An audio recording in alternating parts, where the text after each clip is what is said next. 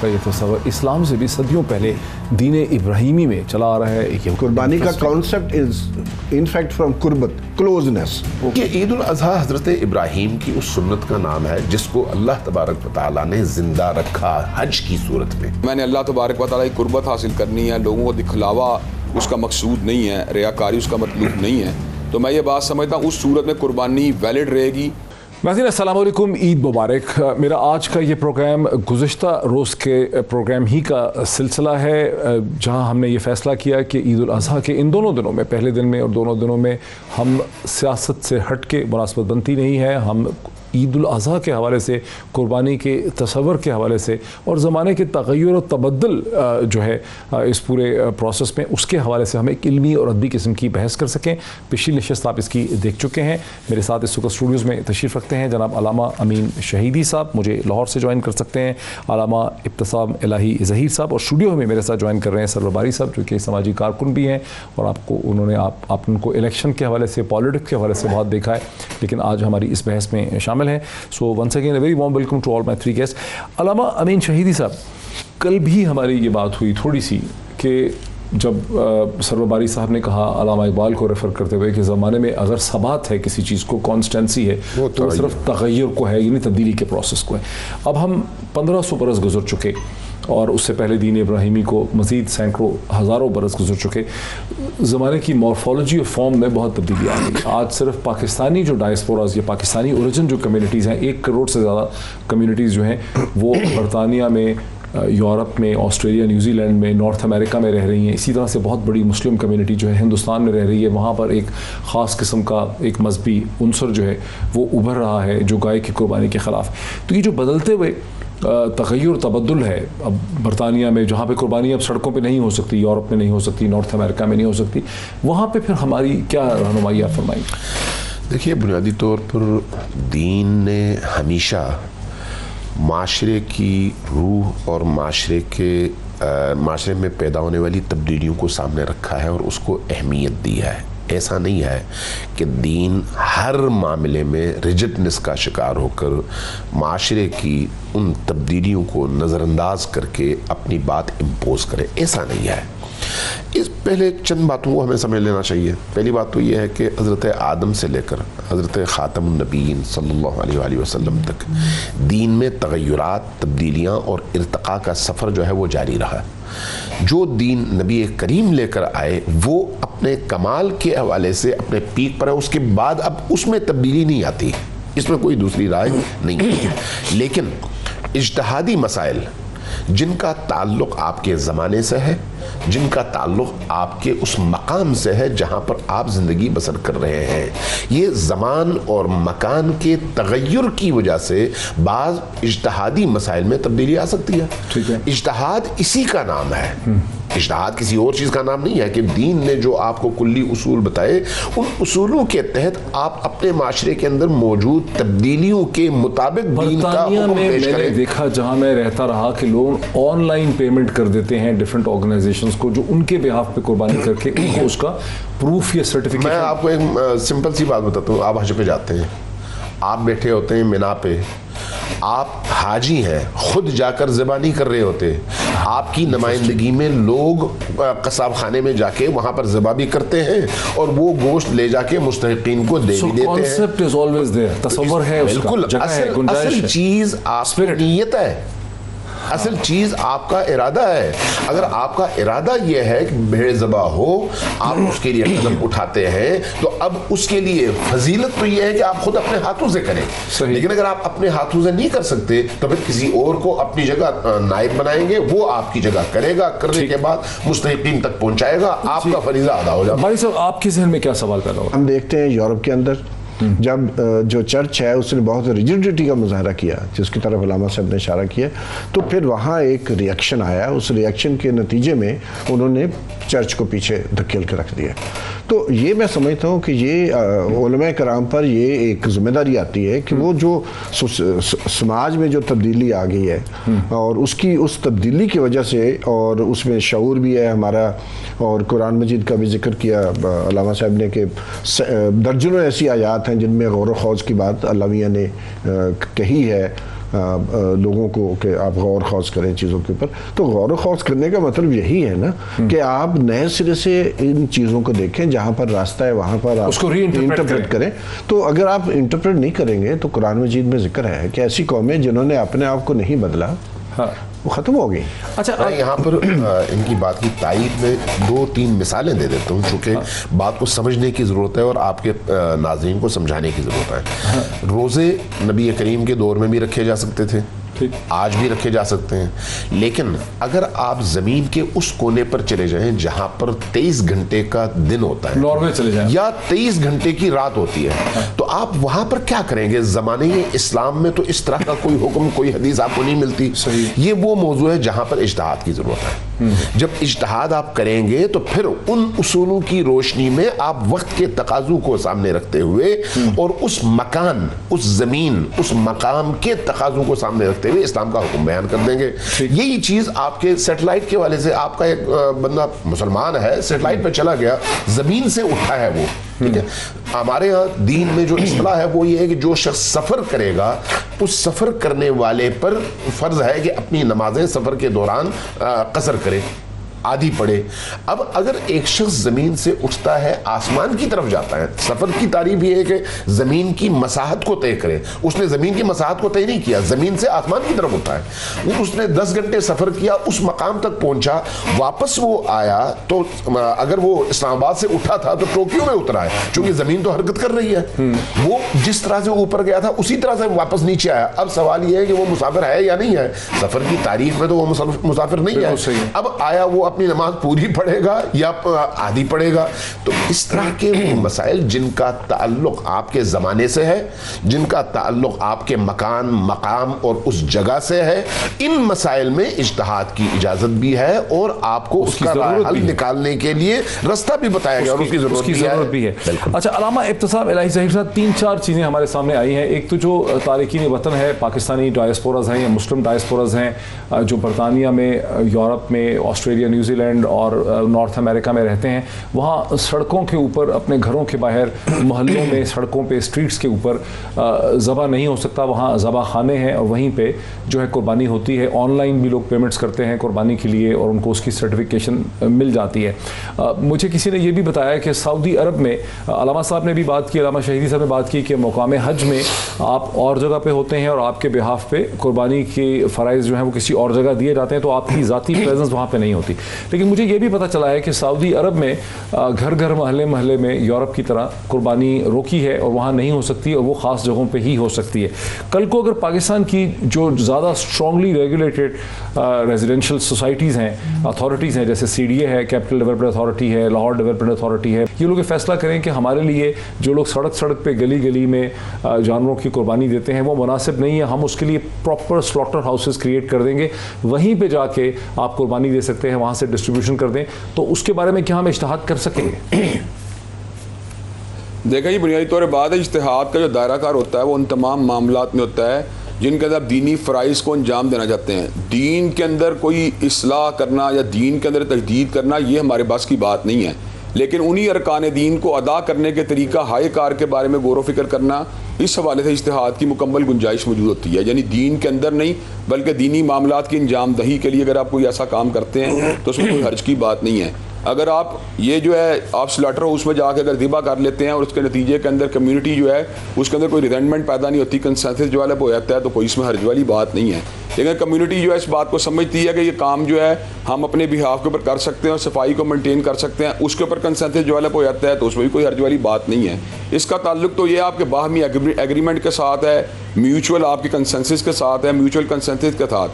ہاں اگر کمیونٹی یہ فیصلہ کرتی ہے ہم نے عید الاضحیٰ کو منانے نہیں دینا، تو میں یہ بات سمجھتا ہوں اس کے اوپر اجتہاد کی کوئی گنجائش موجود نہیں. کمیونٹی یہ فیصلہ کرتی ہے ہم نے جانور ذبح کرنے ہی نہیں دینے اور جانوروں کا پیسہ جو ہم نے صدقات کے اندر لگا دینا ہے، تو اس کے اوپر اجتہاد کی گنجائش موجود نہیں ہے. یا کمیونٹی کو ایسا فیصلہ کرتی ہے کہ ہم نے فلاں عمر کے جانور جو کھیرا جانور ہے اس کو بیل کی شکل میں بھی ذبح کرنے کی یاد دے دینی ہے یا اونٹ کے, تو اس کے اوپر اجتہادی گنجائش موجود نہیں ہے.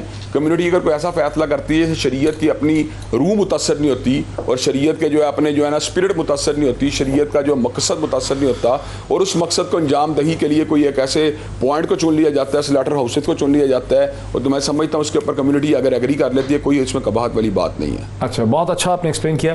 یعنی علامہ امین شہیدی صاحب کہ اگر جہاں تغیر ہے زمانے کا, وہاں جو فارم تبدیل ہوتی ہے, شکل تبدیل ہوتی ہے, وہاں اجتہاد کا مقصد یہ ہے کہ آپ مذہب کی اور دین کی اسپرٹ کو برقرار رکھیں گے, اس کی شکل اور فارم تبدیل ہو سکتی ہے. فرائض اور واجبات کی جو شکل نبی کریم صلی اللہ علیہ وآلہ وسلم سے منقول ہے اور ثابت ہے, ان چیزوں میں تبدیلی نہیں ہوتی, لیکن زمان اور مکان کے اختلاف کے ساتھ وہاں کے جو تقاضے ہیں ان میں تبدیلی ہو سکتی ہے. اس لیے اجتہاد کا تعلق زمان اور مکان سے ہے ہمیشہ. لہٰذا ہو سکتا ہے ایک چیز افریقہ میں شریعت کی نگاہ میں جرم قرار پائے اور پاکستان میں حلال ہو, چونکہ زمینیں الگ الگ ہیں, کلچرز الگ الگ ہیں. ایک چیز مثلا ابھی آپ نے انڈیا کی مثال دی پہلے, انڈیا میں اگر آپ جب گائے کی قربانی کرتے ہیں تو اس کی وجہ سے مسلم ہندو فسادات اگر ہوتے ہیں اور کمیونٹی کا کمیونل پیس متاثر ہوتا ہے, ظاہر ہے پورا علاقہ جو ہے لپیٹ میں آ جاتا ہے. تو شریعت نے آپ کو گنجائش تو دی ہے کہ بیل اور گائے کی جگہ کوئی اور جانور آپ ذبح کر دیں تاکہ اس طرح کا فساد پیدا نہ ہو. یہ آپ کا اجتہادی مسئلہ ہے. اس لیے میں بار بار اس بات پر زور دوں گا کہ وہ چیزیں جن کے نتیجے میں دین کی روح محفوظ رہے اور جن طور و طریقوں کی اتھینٹسٹی پر دین نے مہر لگائی ہے اس میں کوئی تبدیلی نہ آئے. زمان اور مکان کے تغیر کے نتیجے میں اگر ہم اپنی روش بدلتے ہیں تو کوئی حرج نہیں ہے اور ہمیں یہ کام کرنا چاہیے. اچھا بھائی صاحب, میں چونکہ ہسٹری کا بڑا طالب علم ہوں, بڑا اسکین اسٹوڈنٹ ہوں, یہ جو لفظ ہندوستان ہے یہ مسلمانوں نے دیا بائی اینڈ لارج انڈیا کو. ہاں, پہلے عربوں نے دیا اور اس کے بعد جتنے مسلمان حکمران رہے انہوں نے اپنے آپ کو ہندوستان, مغل ہندوستان, سلطنت دلی وغیرہ اس طرح سے کہا, اور انہوں نے اس کا کوئی نام تبدیل نہیں کیا اور ہندوستان دیا. ٹھیک, تو چونکہ ہندوستان کے نارتھ میں اور سینٹر میں کم از کم 700-800 برس مسلمانوں کی حکومت رہی ہے, تو مسلمانوں نے پھر کیا کیا؟ ہندوؤں کے تو جذبات تھے بیل کے حوالے سے, گائے کے حوالے سے, تو اس کا کچھ آپ بتا سکتے ہیں کہ انہوں نے کیا کیا, کیسے ایڈجسٹ کیا؟ شواہد موجود ہیں کہ شاہ جہاں کے زمانے میں, جہانگیر کے زمانے میں, ایون اکبر کے زمانے میں گائے کی جو قربانی تھی یا گائے کو ذبح کرنا بھی اکبر کے زمانے میں بند کر دیا گیا. اکبر پہ تو الزام ہے نا کہ اکبر اچھا مسلمان, لیکن یہ کہ شاہ جہاں نے کیا اور بیچ میں اورنگزیب نے بھی کچھ عرصہ اس کو رکھا اور بعد میں اس کو ختم کر دیا. تو ایڈجسٹمنٹ کا پروسیس ہمیشہ تھا. ایڈجسٹمنٹ کا پروسیس تو ہمیشہ سے ہے. جب نبی پاک مدینہ تشریف لے جاتے ہیں تو معاہدہ وہاں کی کمیونٹی کے ساتھ ہوتا ہے. مدینہ کے تمام جو قبائل ہیں سب کے ساتھ معاہدہ ہوتا ہے, وہ ایک کمیونٹی, ایک ایکسٹینڈڈ کمیونٹی بنتی ہے. تو یہ تو کانسیپٹ ہے. جب ایران فتح ہوا تو ایک اور ایکسٹینشن ہوئی, پھر اندلس فتح ہوا. تو یہ تو پروسیس جو ہے, جو تغیر کی ہم بات کرتے ہیں, تو یہ کوئی دنیا کا ریلیجن نہیں ہے جو کانسٹنٹلی یہ جو ہے انسسٹ کرے کہ اس میں کوئی تبدیلی نہیں آئے گی. وہ آئے گی, اگر ہم نہیں کریں گے تو تاریخ خود کر دے گی. مثلاً قربانی اگر کچی گلیاں ہیں اور سڑکیں نہیں ہیں, پیوڈ روڈز نہیں ہیں, میٹل روڈ نہیں ہے, تو آپ اگر قربانی کریں گے تو خون تو بہت سارا زمین جو ہے چوس جائے گی. بہت سارا جو گند ہے جو خون کی شکل میں باقی ہے وہ مٹی میں مل جائے گا. ٹھیک, لیکن اگر آپ بحری انکلیو میں جائیں گے تو وہاں تو کچی مٹی نظر نہیں آتی دور دور تک, تو پھر آپ کیا کریں گے؟ کیونکہ بنیادی بات انسانی جان ہے, وہ سب سے اعلیٰ ہے. ٹھیک ہے, اور اس کا تحفظ کرنا جیسے ہے کہ ایک انسان کا قتل پوری انسانیت کا قتل ہے. تو اگر ہم جانتے بوجھتے ایسا عمل کریں جس سے ہمیں معلوم ہو کہ ہائیجین کا مسئلہ بنے گا, سینیٹیشن کا مسئلہ بنے گا, اس سے بیماریاں آئیں گی اور اس سے انسان مریں گے, تو پھر اس سے اجتناب کرنا بہت ضروری ہوگا. اجتناب کرنا ضروری ہے. اچھا علامہ ابتسام الہی ظہیر صاحب, پچھلی ڈسکشن ابھی چل رہی تھی, آپ نے سنی ہندوستان کے حوالے سے. اس کا مطلب یہ ہے, مجھے یہ سمجھ آئی ہے کہ اگر ہندوستان میں خاص کر کے کسی ایسی اسٹیٹ میں, گجرات جیسی اسٹیٹ میں جہاں ہندوؤں کے جذبات بہت زیادہ ہیں گائے کے حوالے سے یا گاؤں کی پوجا کے حوالے سے, وہاں اگر کوئی مسلمان یہ انسسٹ کریں کہ ہم نے گائے یا بھینس کی ہی بیل ہی کی قربانی دینی ہے تو وہ تو پھر ایک طرح سے معاشرے میں وہاں پر منافرت پیدا کر رہے ہیں. دیکھیں جی بنیادی طور پر بات یہ اس بات کے دو اینگل ہیں. ایک اینگل یہ ہے کہ ہندوؤں کو کیا کرنا چاہیے اور دوسرا اینگل ہے مسلمانوں کو کیا کرنا چاہیے. ہندوؤں کا اینگل یہ بنتا ہے اگر وہ اس بات کو کلیم کرتے ہیں ہم سیکولر اسٹیٹ ہیں اور ہم تمام مذاہب کو اپنے معاملات کو, اپنی قربانیوں کو, اپنی عبادات کو انجام دینے کی مکمل آزادی دیتے ہیں, تو انہیں اپنے سیکولر فلیور کو مینٹین کرتے مسلمانوں سے اس چیز کے بارے میں جو ہے نا انہیں ریلیکسیشن دینی چاہیے. اور دوسرا پارٹ جو مسلمانوں کے اوپر ذمہ داری عائد ہوتی ہے کہ مسلمانوں کو ان کاموں سے بچنا چاہیے جس کی وجہ سے ایک بڑا لاس جو ہے نا ان کے اوپر مسلط ہو سکے. اگر قربانی کرنے کے نتیجے میں مسلمانوں کی جانوں کے تلف ہونے کا اندیشہ ہے تو مسلمانوں کو اس موقع بکرے, چھترے, اونٹ وغیرہ کے اوپر اکتفا کر لینا چاہیے اور اس بارے کے اندر اپنی نیگوشیشن اور اپنی کمیونیکیشن جاری رکھنی چاہیے کہ ہمیں گائے کی قربانی سے کیوں روکا جاتا ہے. اس کو اکیڈیمک لیول کے اوپر اسے مینٹین کرتے ہوئے آگے بڑھانا چاہیے اور کنونس کرنا چاہیے کہ یہ ہمارا ایک رائٹ ہے جو ہم سے سنیچ کیا جا رہا ہے, ہمیں دیا جائے.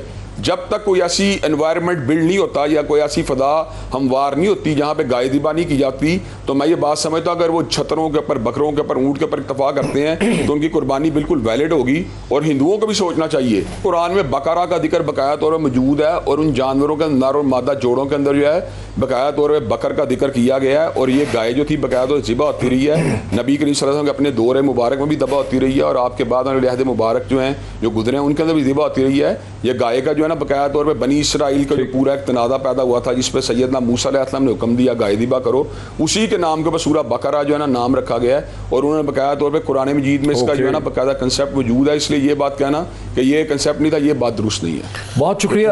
بات کی جاتی ہے اونٹ کی بات اس لیے کی جاتی ہے کہ صحرائی علاقہ ہے, صحرائی علاقے میں اونٹ زیادہ سروائیول کا مظاہرہ کرتا ہے تو اس لیے زیادہ غلبہ تھا, لیکن گائے موجود, ورنہ گائے موجود تھی. Thanks for educating me on that issue. ایک بریک لیتے ہیں اور بریک کے بعد اس علمی ادبی بحث کو جاری رکھتے ہیں عید الاضحیٰ کے حوالے سے آفٹر دا بریک.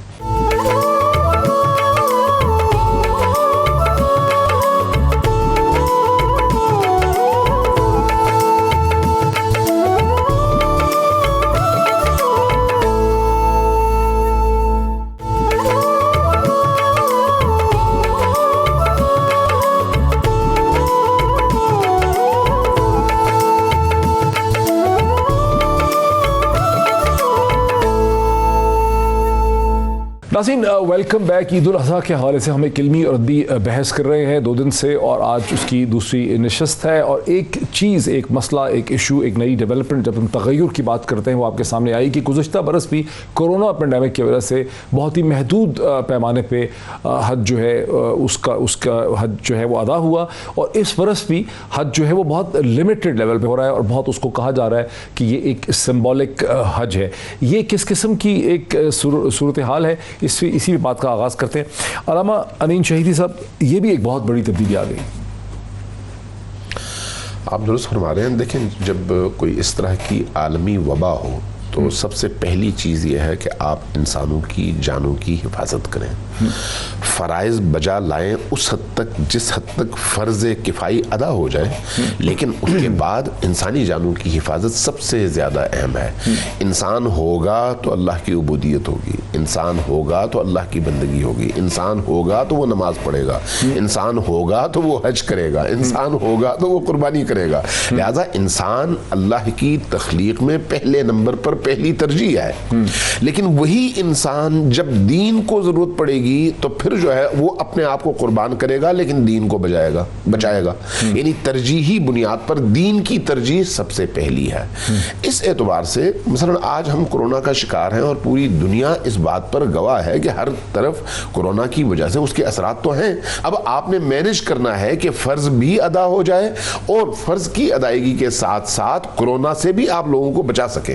تو میرا خیال ہے اس پوائنٹ آف ویو سے اس وقت یا پچھلے سال جو حج کے لیے بالکل محدود پیمانے پر اہتمام کیا گیا تو اس سے کم از کم لوگوں کو بچانا ہی سب سے پہلا اور سب سے بڑا مقصد تھا اور اس مقصد میں انہوں نے کامیابی حاصل کی. یہ جو ایک اب اس میں ایک نئی راہ ڈھونڈی ہے سعودی عرب کی حکومت نے بنیادی طور پہ, اس سے اور بھی کئی چیزیں پیدا ہوں, کیا پیدا ہوتی ہیں آپ کے ذہن؟ نہیں, میرا خیال ہے کہ دیکھیے جیسے علامہ صاحب نے فرمایا کہ انسانی زندگی بنیادی چیز ہے اور اس لحاظ سے اگر ہم سمجھتے ہیں کہ مسجد میں یا نماز عید میں ہم یہ فاصلہ برقرار نہیں رکھ سکتے، جو کہ نہیں کر رہے ہم نے سروے کیا تھا پورے پاکستان میں 94% مساجد میں نہ ماسک پہنے جا رہے تھے، نہ وہ جو 3-6 فٹ کا فاصلہ وہ قائم کیا جا رہا تھا، وضو بھی مسجدوں میں ہو رہے تھے، تو وہ اس کے بعد ہم نے دیکھا پھر پیک آئی تھی۔ ہمارے ہاں مشکل تھا انفورس کرنا سعودی عرب کے مقابلے میں، اس کو کیسے دیکھیں؟ نہیں، I don't agree with that, کیونکہ ہمارے ہاں جو سیاست اور مذہب کو اتنا انہوں نے خلط ملط کر دیا ہے،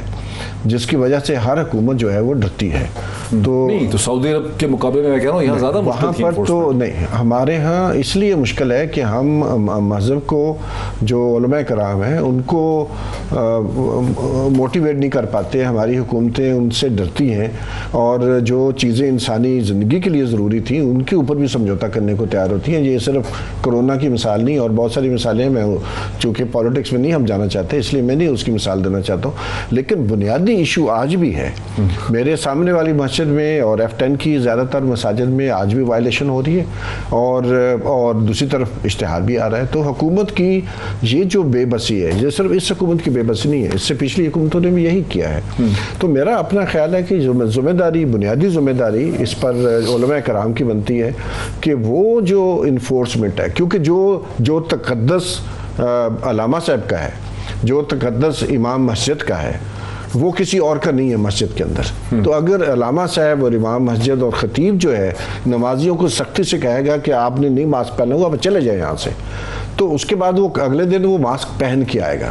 تو یہ جو ہے نقطہ نظر میں سمجھتا ہوں کہ یہ ایک معاملہ ہے، کیونکہ غور و خوض نہیں کرنا حکم ہے اللہ پاک کا۔ علامہ ابتسام الہی ظہیر صاحب کی طرف میں آتا ہوں۔ علامہ ابتسام الہی ظہیر صاحب، آپ نے اجتہاد کا سمجھایا ہمیں اب سے تھوڑی دیر پہلے۔ سوال میرے ذہن میں آتا ہے کہ ہماری حکومتوں کو بڑی دقت ہوتی ہے، دشواری ہوتی ہے مذہبی مسائل پہ کسی بھی قسم کی ایک پوزیشن لینے کے لیے، جیسا کہ پینڈیمک کے بعد بھی ہے، جبکہ مشرق وسطیٰ کی جو حکومتیں ہیں جیسے سعودی عرب ہے، UAE ہے، عمان ہے، بحرین ہے، وہاں اتنا ان کو، ایون ترکی میں جہاں پر ایک خاصی اسلامسٹ گورنمنٹ ہے، وہاں ان کو اتنی دشواری نہیں ہوتی۔ وہ جب ایک لاجیکل ڈیسیجن میکنگ کرنا چاہتے ہیں، منطقی نتیجے پہ پہنچنا چاہتے ہیں، تو وہ اس کا حل آسانی سے نکال لیتے ہیں۔ ہمارے یہاں زیادہ پرابلم ہے اس کو سمجھانے میں۔ اصل بات یہ ہوتی ہے وہاں کوئی فیصلہ مثبت ہو یا منفی ہو، چونکہ ان کا نظام حکومت بادشاہت یا اتھارٹی کے اوپر مبنی اتھارٹیرین ہے، وہ اس کو لاگو کر دیتے ہیں۔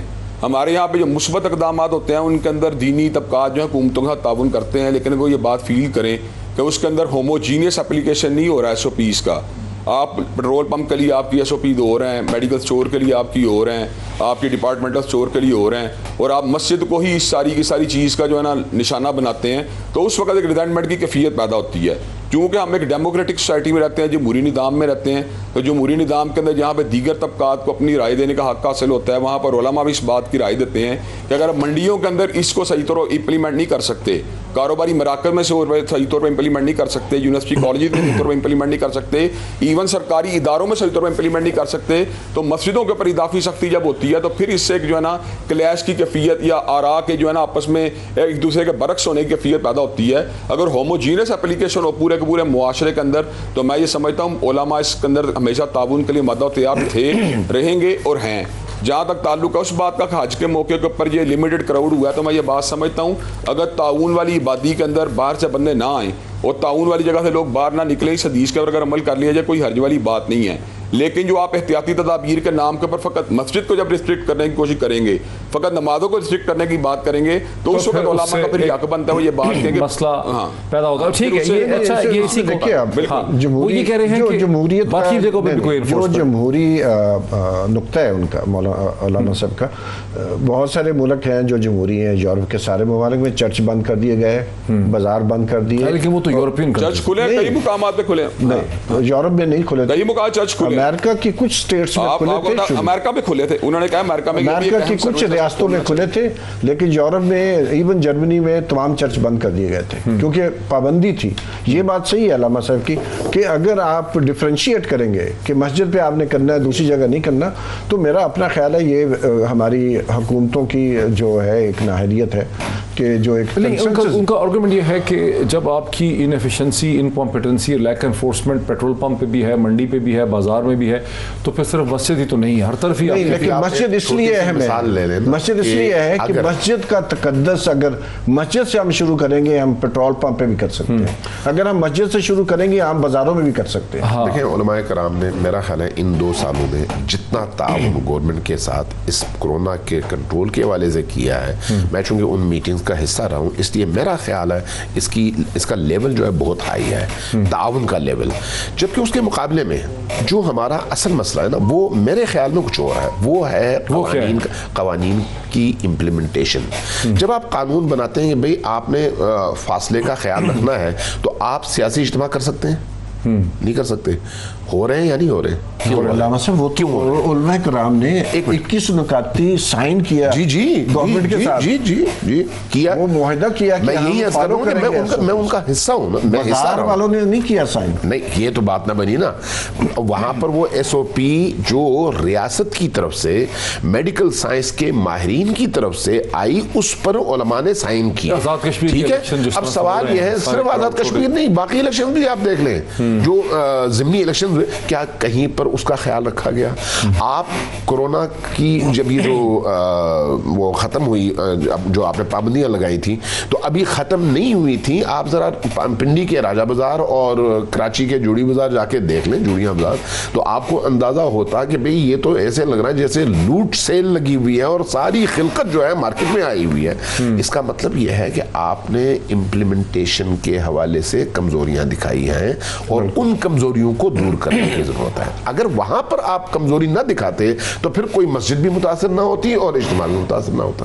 ज़ाहिरी बात है। मैं एक ब्रेक ले लूँ, और उसके बावजूद इस इंटरेस्टिंग बात पे मैं ये ब्रेक ले रहा हूँ कि इसके बावजूद कि हमारे बहुत से फेलियर रहे हैं, पाकिस्तान बाय एंड लार्ज बाकी सारी दुनिया के मुकाबले में, जिसमें बहुत तरक्की याफ्ता ममालिक भी हैं, अमेरिका, बरतानिया, उनके मुकाबले में पाकिस्तान ने पेंडेमिक को निस्बतन बेहतर हैंडल कर लिया। इसकी वजूहात क्या हैं, कोई ठीक तरह से हमारे समझ में नहीं है। एक ब्रेक लेते हैं, ब्रेक के बाद आके ईद उल अज़हा के हवाले से इस डिस्कशन को हम वाइंड अप करते हैं आफ्टर द ब्रेक।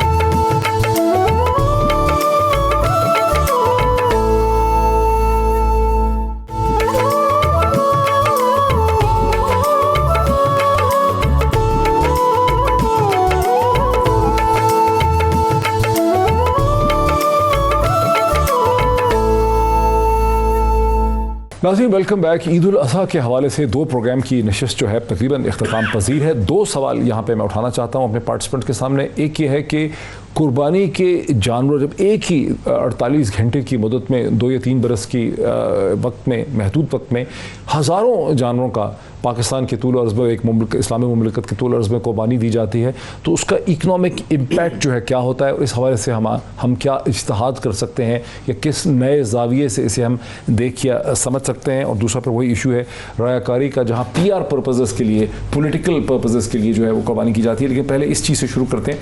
ये जो इकनॉमिक इफ़ेक्ट है सरवर बारी साहब, सोचिए ज़रा कि हज़ारों शायद लाखों जानवरों की कुर्बानी, पाकिस्तान की 22 करोड़ की आबादी है और गोश्त है, और उसकी इकट्ठे एक ही बहुत ही महदूद टाइम पीरियड में उसकी कुर्बानी होती है, उसकी क्या यूटिलाइजेशन होनी चाहिए या क्या यूटिलाइजेशन हो रही है? देखिए कुछ साल पहले हमने एस्टिमेट लगाया था कि पाकिस्तान में कोई 17 अरब रुपए के जानवर ज़िबा होते हैं। 17 अरब रुपए? 17 अरब के।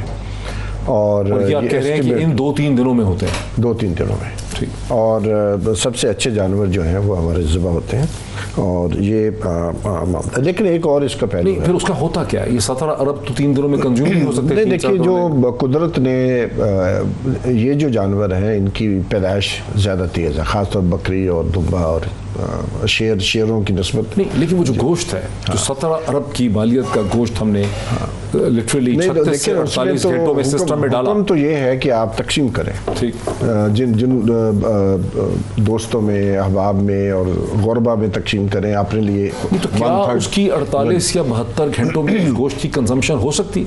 और ये मामला ये है कि ओवर ईटिंग होती है, यकीनन होती है। आप डॉक्टर हैं, اس کے بعد آپ کچھ ڈاکٹرز کے پروگرام کریں عید کے بعد. اوور ایٹنگ کرتے ہیں ہم لوگ کیونکہ گوشت بہت زیادہ اویلیبل ہوتا ہے, ہم کھاتے ہیں, اس کے بعد ہم بیمار ہوتے ہیں. تو اس کے یہ بھی ایفیکٹ ہے. دوسرا ایک پازیٹیو ایفیکٹ ہے کہ بہت ساری چیریٹیز کو جو ہے کھالیں ملتی ہیں, اور اس چیریٹی سے بہت سارے لوگوں کا, غریب لوگوں کا بھلا بھی ہوتا ہے.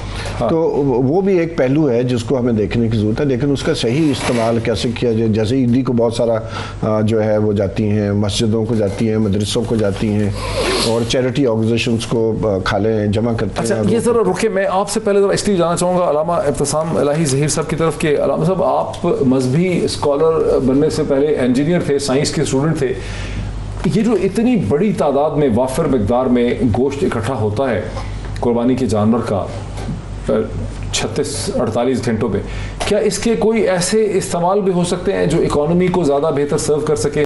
دیکھیں جی, بنیادی طور بات یہ ہے کہ یہ ایک الگ انڈسٹری بھی ہے.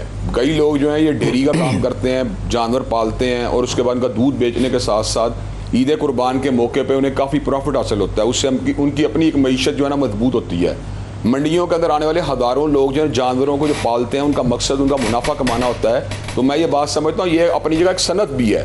دوسری بات یہ ہے کہ ہمارے معاشرے کا بہت بڑا طبقہ میل نیوٹریشن کا شکار بھی ہے.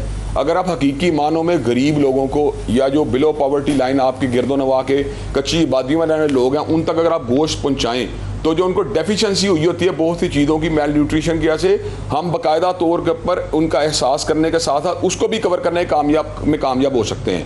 اگر ہم خود زیادہ کھاتے رہیں اور اپنے اوپر ہی سارا کا سارا گوشت اسپینڈ کرنے کی کوشش کرتے رہیں تو پھر ظاہری بات بیماریاں آئیں گی. لیکن ہم یہ بات سمجھتے ہیں اگر آپ قرون اولیٰ کے معاشرے کا تجزیہ کریں, آپ صحابہ کرام رضوان اللہ علیہ مجمعین کی زندگی کا مطالعہ کریں, تو آپ ان کو یہ بات دیکھیں گے کہ ان کے یہاں پر زیادہ کھانے کی عادت نہیں تھی. انہیں وہ زیادہ تر جو تھے لوگوں کو کھلانے کو اپنے لیے باعث سعادت سمجھتے تھے, اپنے لیے باعث اعزاز سمجھتے تھے.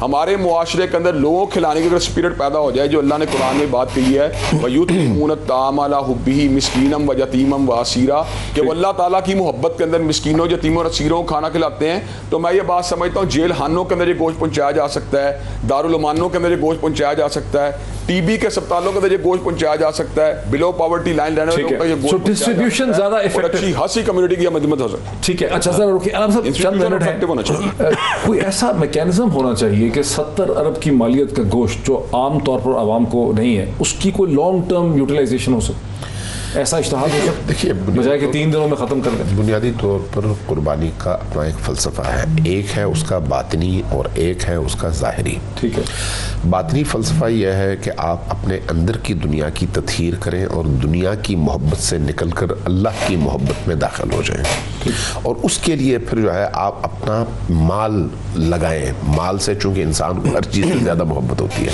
ٹھیک ہے. جو ظاہری اس کی شکل ہے وہ یہ ہے کہ آپ ایک بھیڑ اور بکرے کو ذبح کریں, اور اس میں بھی پھر 2 پہلو ہیں.